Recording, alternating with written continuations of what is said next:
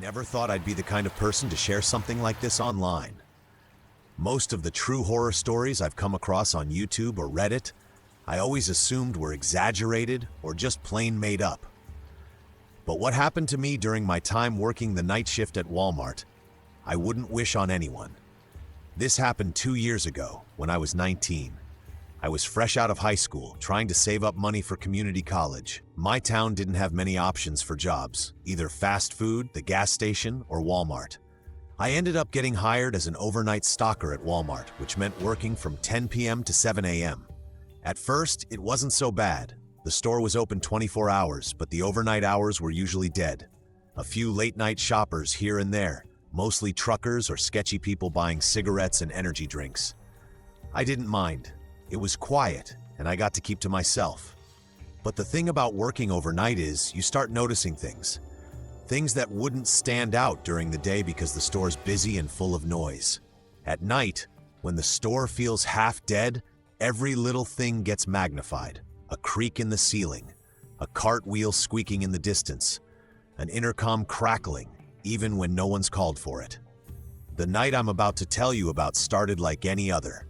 It was mid-November, right before Thanksgiving rush, so the managers wanted us to push extra freight. I was assigned to the home goods section, things like towels, lamps, and cleaning supplies. Not a bad area. Usually dead quiet. Around 2 a.m., I noticed something strange. I was stocking a shelf of detergent when I heard what sounded like someone laughing. Not like a customer laughing at their phone, but soft, childish giggling. I froze and looked around. My aisle was completely empty. I pushed my cart to the end of the aisle and looked both ways. Nothing. At first, I thought maybe another employee was goofing off. Sometimes the younger guys would play around to kill time. But the laugh, it didn't sound like an adult. It sounded like a kid. The thing is, kids don't come into Walmart at 2 a.m., at least not in our town. I shrugged it off, convincing myself I imagined it. I went back to stocking shelves. About 15 minutes later, though, I saw something that made me stop cold. At the far end of the aisle, just barely peeking out from behind the shelf, I saw the top of someone's head. Small, too small to be an adult, and it ducked back as soon as I noticed. I remember whispering, "Hello." My voice cracked because suddenly my throat was dry. No answer. I walked quickly to the end of the aisle and turned the corner. Nothing. Empty aisles in both directions. That was the first moment I felt a knot in my stomach. A little while later, I went to the back room to grab another pallet. One of my coworkers, Marcus, was back there breaking down boxes. I decided to casually ask if he'd seen any kids in the store that night. He gave me a weird look and said, "Nah, man, nobody like that." Why? I didn't want to sound crazy, so I just said I thought I heard something. He shrugged and went back to work. When I returned to the floor, the air felt different. I don't know how to explain it, but it was like the store felt heavier. The hum of the fluorescent lights seemed louder, and the air felt colder. As I was stocking lamps, I heard the giggling again. This time, closer. I whipped around, and for a split second, I swear I saw a small figure dart across the end of the aisle. Short, fast, almost like a child running. But by the time I got to the end, the aisle was empty again. Now I was properly freaked out. I decided to radio a manager just to make sure there wasn't some kid lost in the store. The night manager, Kelly, came over. I explained quickly that I thought I saw a child wandering the aisles. She raised her eyebrows but nodded and said she'd check the cameras. About 20 minutes later, she came back and told me there was no sign of a child on any of the footage. Not in the aisles, not at the entrance, nowhere. She even said she rewound an hour back just in case. Nothing. At this point, I was trying to convince myself my lack of sleep was messing with me. But then came the worst part. Around 4 a.m., I was restocking some shelves in the towel section. The shelves are tall and narrow, so it kind of feels like being boxed in when you're deep in the aisle. I was kneeling down, cutting open a box, when I felt it. Someone was standing behind me. I didn't hear footsteps, I didn't hear a cart, I just felt it. That prickly feeling you get when someone's staring at you. Slowly, I turned my head, and I swear on my life, there was a child standing at the other end of the aisle. A little girl, maybe 7 years old. She was wearing a dirty white dress, and her hair was long and messy, covering part of her face. Her skin looked wrong, too pale, almost gray. She was just standing there, perfectly still, staring at me. I couldn't even move. My body froze. My heart was pounding so hard I thought I was going to pass out. After what felt like forever, I blinked, and she was gone. Just gone. I jumped up and ran out of the aisle. My hands were shaking so badly I dropped my box cutter. I ran straight to the break room where Marcus and a couple other employees were sitting. They looked at me like I was insane. I told them what I saw. Marcus actually laughed and said, "Bro, you're seeing Walmart ghosts." One of the other guys, an older man named Jerry, stopped laughing though. He got really quiet and asked me, "Was she wearing white?" The room went silent. I nodded. Jerry sighed and rubbed his face. Then he told me something that made my blood run cold. Apparently, years ago, before I ever worked there, a little girl went missing inside our Walmart. It was all over the local news back then. Her mom had brought her shopping late at night, turned her back for just a minute, and the girl was gone. They locked the store down, cops searched every corner, but they never found her. To this day, no one knows what happened. And ever since then, employees have reported seeing things, mostly during night shifts. A girl in white, running between aisles, giggling, even toys moving on their own in the kids section. I didn't want to believe it, but after what I saw, how could I not? The rest of the shift, I refused to go anywhere alone. I stuck with Marcus, even though he thought I was overreacting. I didn't care. I just wanted to get through the night. But at 6:30 a.m., right before the store officially switched to day shift, I had one final encounter. I was walking toward the back room to clock out when I passed the toy aisle. Out of the corner of my eye, I saw movement. Against my better judgment, I turned my head. Every single motion sensor toy on the shelf was going off. The dancing dolls, the barking dogs, the toy cars, all of them, going off at once. And standing in the middle of the aisle was the little girl. This time she was closer, her head tilted to the side, hair falling across her face. I could see her eyes though. They weren't right. They were dark, empty. She lifted her hands slowly and pointed at me. I swear I felt my blood turn to ice. I stumbled backward, nearly tripping over my own feet, and bolted down the hall to the back room. I didn't stop running until I was out the door, into the morning sunlight. I quit that job the next day. Some people think I was just sleep deprived, that I hallucinated. But I know what I saw, I know what I felt, and I'll never set foot in that Walmart again, because I'm certain something is still there. And it's not just a story. I worked the overnight shift at Walmart for about a year, and while I did have my fair share of weird, unsettling moments, there's one night that still makes me feel sick whenever I think about it. Unlike ghost stories or urban legends, this was real. This was flesh and blood. And it could have cost me my life. It was the middle of January, brutally cold outside. The store was mostly empty, just a couple of regulars who came in during the night. I was assigned to the electronics section, which meant stocking DVDs, headphones, and random clearance items. Electronics was tucked in the back of the store, far from the main entrance, so most of the time I didn't see many customers back there during overnight shifts. Around 1:30 a.m., I noticed a man standing in the aisle across from me. He was tall, probably over 6 feet, wearing a dirty gray hoodie with the hood pulled low over his face. His hands were stuffed in the front pocket, and he was just standing there. Not looking at the shelves, not holding a cart, just standing, staring at me. At first, I thought maybe I was imagining it, but every time I glanced up from the boxes, his head was still angled toward me. I gave a quick, polite, "Hey, how you doing tonight?" He didn't respond. He didn't move. That's when I got a weird feeling in my stomach.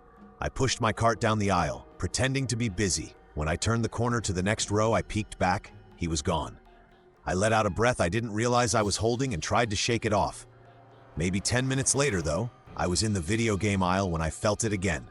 That same prickling sensation of being watched. I turned, and there he was.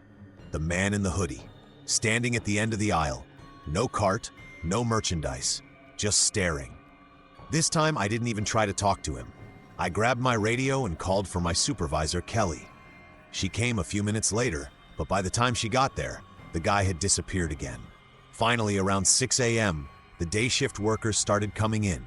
I was more relieved than I'd ever been. Marcus and I started bringing our carts to the back to clock out. That's when I noticed something that made my blood run cold. Tucked under my cart was a folded piece of paper. I hadn't seen it there before. My hands were shaking as I unfolded it. It was a note, written in messy block letters. It said, "I'll see you when you're alone again." That was it. No name, no signature. I wanted to throw up.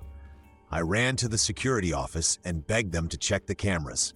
We spent half an hour going through the footage. The problem was he wasn't there. Not in electronics, not in clothing, not in the garden center. The cameras showed empty aisles the entire time. But I know what I saw. Marcus knows too. We both saw that man. And the worst part? The handwriting on the note looked familiar. A week earlier, I'd gotten a strange note left on my windshield after my shift. It said, "Nice car." Nothing else. At the time, I brushed it off as some dumb prank. Now I'm not so sure. I quit Walmart not long after that. I never saw the man again, but I still get paranoid walking through big stores at night. Every time I catch someone watching me too long, I get that same icy feeling in my stomach. Because I don't know who that man was. I don't know what he wanted. And I don't know if one day he'll keep his promise to see me when I'm alone again.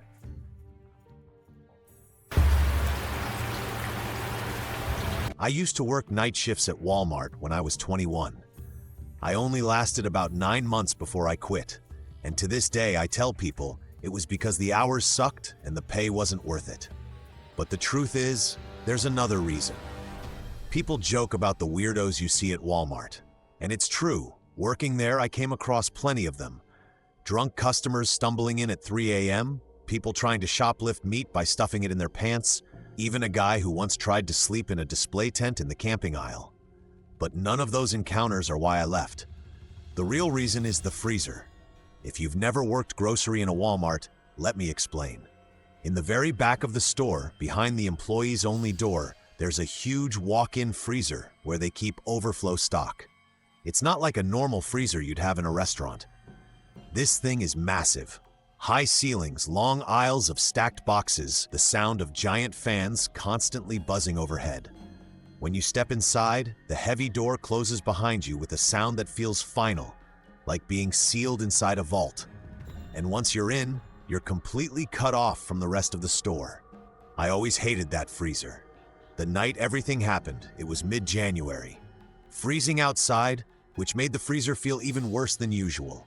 We were running behind on freight because a truck had arrived late, so I got stuck with extra frozen pallets to stock. My manager, Kelly, told me to hustle through the freezer runs so we could finish before the day shift came in. It was around 2:45 in the morning when I noticed something was wrong. I just finished stocking a pallet of pizzas and was walking back toward the freezer for the next load. That's when I saw the door. Normally, the freezer door is closed tight, sometimes even padlocked depending on the shift. But that night, it was cracked open. Not much, just a couple inches, enough for a thin stripe of frosty air to spill out into the hallway. I froze, staring at it. At first, I thought maybe another stalker had gone in and left it ajar. But when I peeked inside, I didn't see anyone. Just endless rows of cardboard boxes stacked on metal pallets, fogging up in the cold. I should have just shut the door and walked away. But something about it being open felt wrong. I stepped inside. Immediately my breath came out in white clouds, and my fingers went numb on the metal handle. The humming of the fans drowned out everything else. I moved deeper in, my shoes crunching on the frosty floor. That's when I noticed the footprints. They were faint at first, but once I crouched down, I could see them clearly. Bare feet. Small. Too small to be any of the guys I worked with. And they weren't old prints either. Each one was crisp, pressed into the thin frost that formed overnight. They led deeper into the freezer. "Hello?" I called out, my voice sounding small against the roar of the fans. No answer. I told myself it had to be a prank. Maybe Marcus or one of the other guys thought it'd be funny to freak me out. But when I followed the prints around the first corner, my heart nearly stopped. Standing about 30 feet away, between two stacks of frozen boxes, was a girl. She couldn't have been more than 8 or 9 years old. She was barefoot, wearing what looked like an old-fashioned nightgown, and her skin was pale blue from the cold.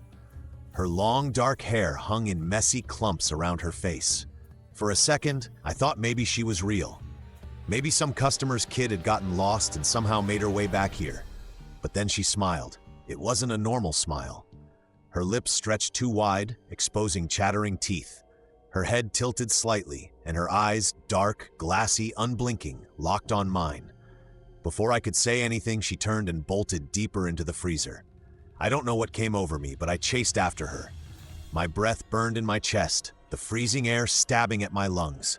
I slipped on the icy floor, my footsteps echoing like gunshots. When I rounded the corner, she was gone. Only the footprints remained, weaving farther and farther in. That's when the door slammed shut. The sound was deafening like a steel vault ceiling.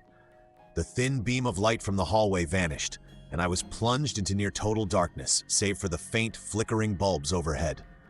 Panic surged through me. I sprinted back and slammed into the door, yanking the handle with frozen hands. It wouldn't budge. I pounded, screamed, but the thick insulation muffled everything. No one could hear me. And then the giggling started, high-pitched, childlike, echoing through the metal racks, bouncing from every direction. I spun in circles, my heart racing. The sound grew louder, closer. Then, just as suddenly, it would vanish, leaving me gasping in silence until it started again behind me. I swear I saw movement. A flicker of white nightgowns slipping between shelves, a shadow darting just out of view. My box cutter was in my hand, but it felt useless. At one point, the giggling stopped completely. The silence was almost worse. My chest heaved with each breath, fog spilling into the cold air. That's when I felt it. A hand, icy cold, brushing against the back of my neck. I spun around, slashing with the box cutter, but nothing was there. Just rows of frozen boxes stacked taller than me. My knees buckled. I was shaking uncontrollably now, my skin burning from the cold. My vision blurred at the edges, like I was slipping out of consciousness. Somewhere in the distance, the giggling started again. This time, it was joined by whispering. Low. Too faint to make out words, but enough to know it wasn't just one voice.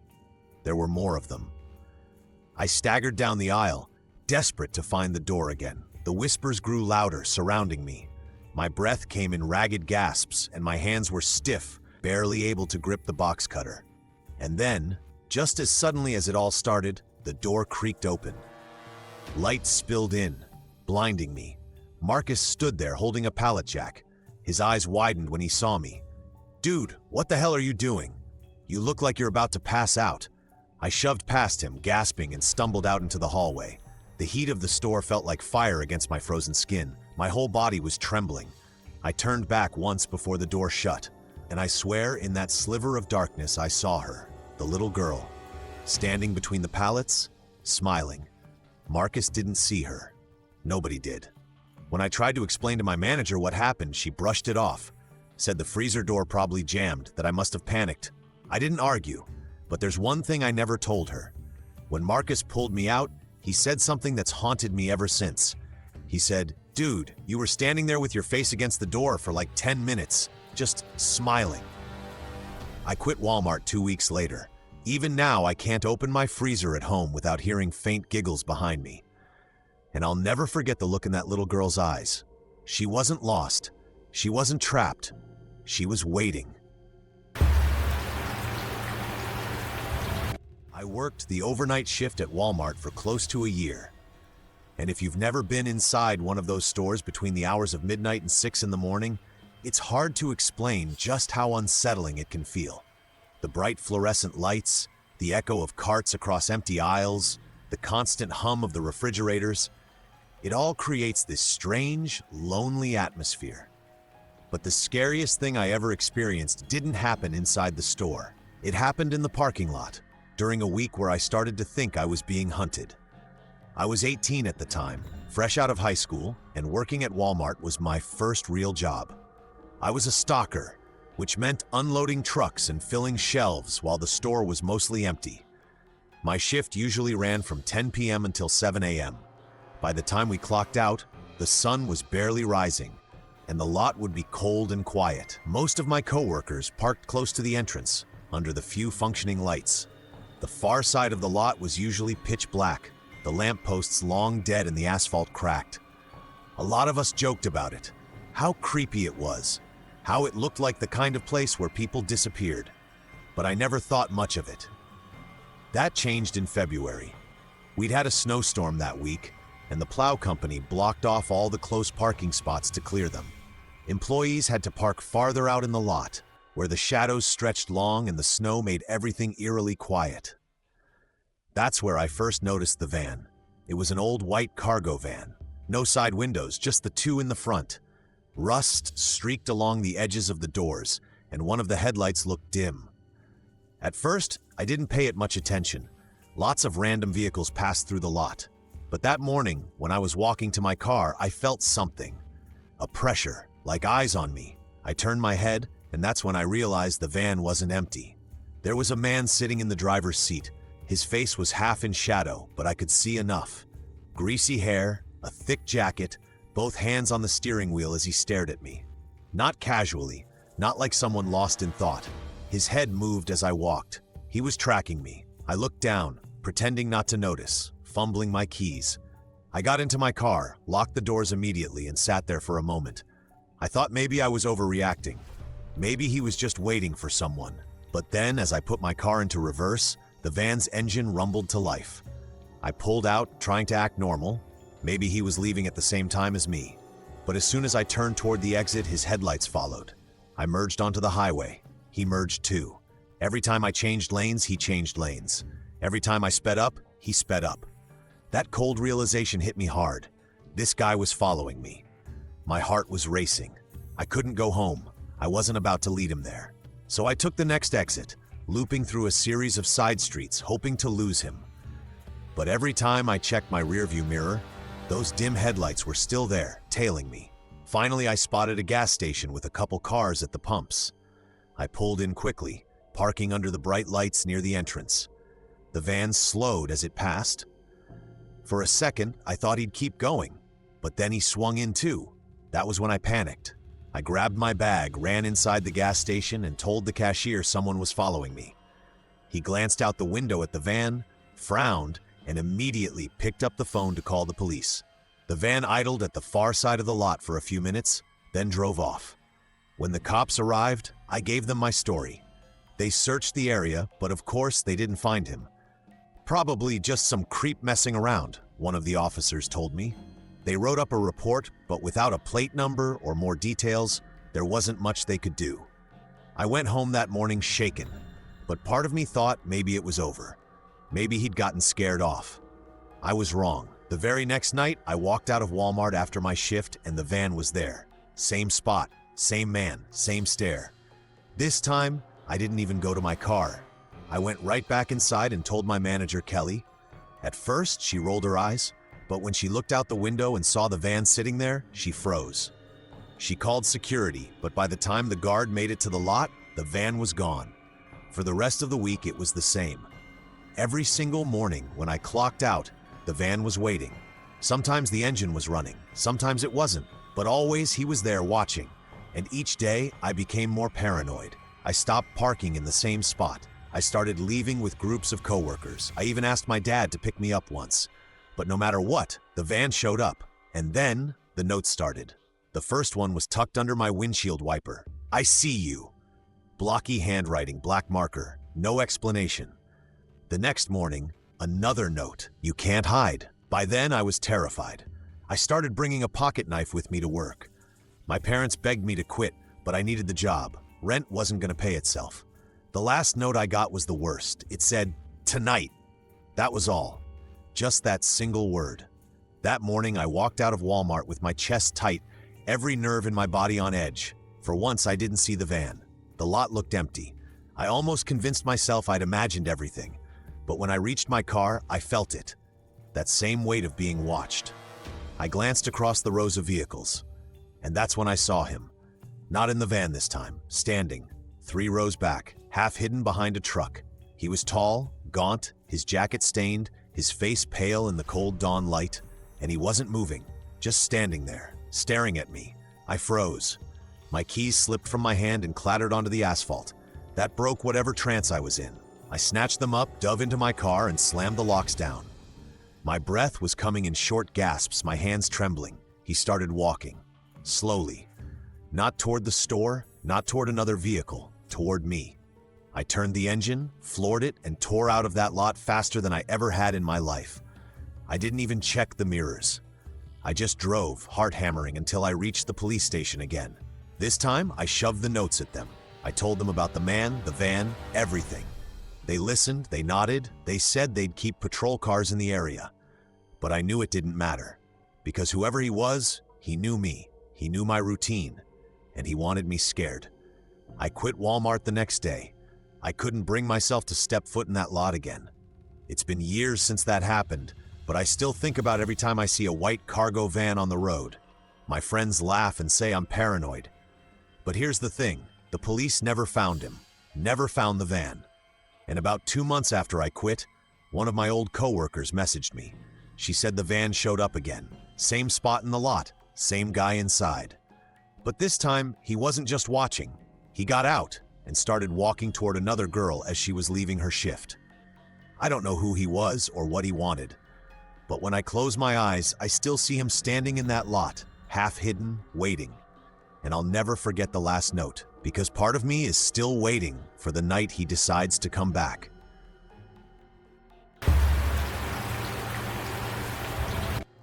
I worked the overnight shift at Walmart for a little over a year. Most nights were mind-numbingly routine, stocking shelves, zoning aisles, cleaning up spills, breaking down pallets. But one night, something happened to me in the receiving tunnel that I've never been able to explain. It was so disturbing that I quit my job less than a week later, and even now, years later, I still have nightmares about it. That particular shift started out like any other. It was a Tuesday night in late September. We were short-staffed, just me, my coworker Alex, and our overnight manager, Dean.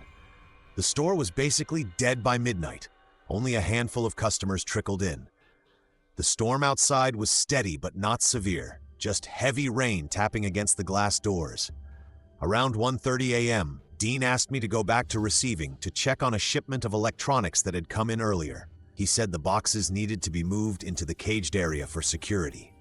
Normally, I didn't mind going back there. The receiving area was huge, echoey, and kind of creepy when it was empty, but it was just part of the job. I swiped my badge at the door and stepped inside.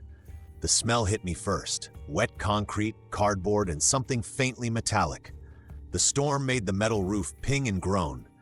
I started stacking boxes onto a pallet jack when I noticed something strange. One of the bay doors, the big metal ones where trucks back in, wasn't fully shut. It was rolled down almost to the ground, but there was maybe a 2-foot gap at the bottom. Rain was blowing in, forming a puddle. I muttered to myself, "Great," and went over to crank it down the rest of the way. But as I crouched to look at the gap, I froze. There were footprints, wet, bare footprints leading into the warehouse from the gap. At first, I thought maybe Alex had come through here after checking something outside, but the prints were all wrong. They weren't shoe prints. They were long, narrow, and barefoot.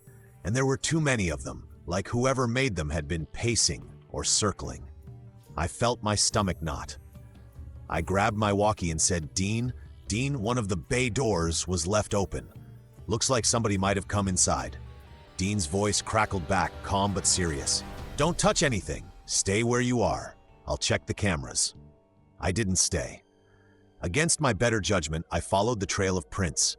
They led across the slick concrete, weaving between stacks of pallets, before disappearing into the corridor that connected to the old maintenance tunnels.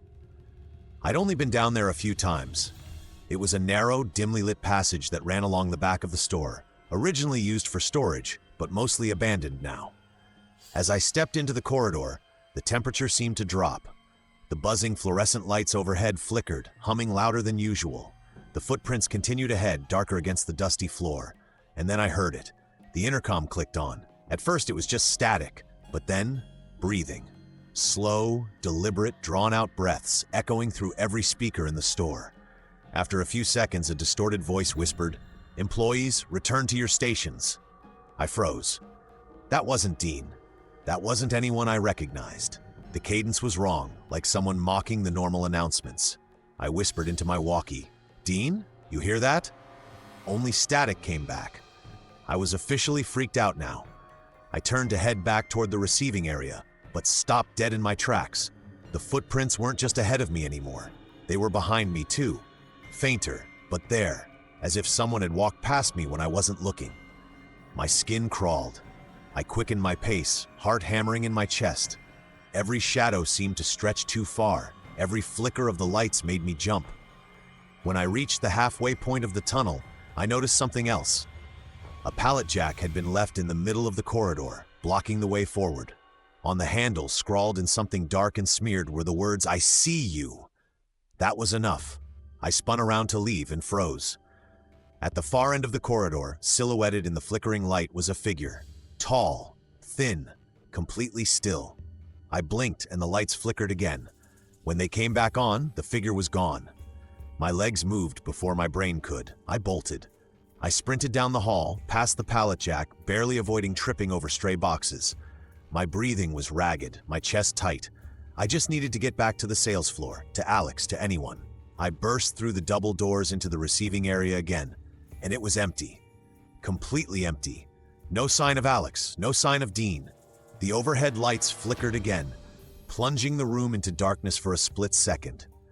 When they buzzed back on, there were fresh footprints, leading from the tunnel I'd just come through, straight toward me.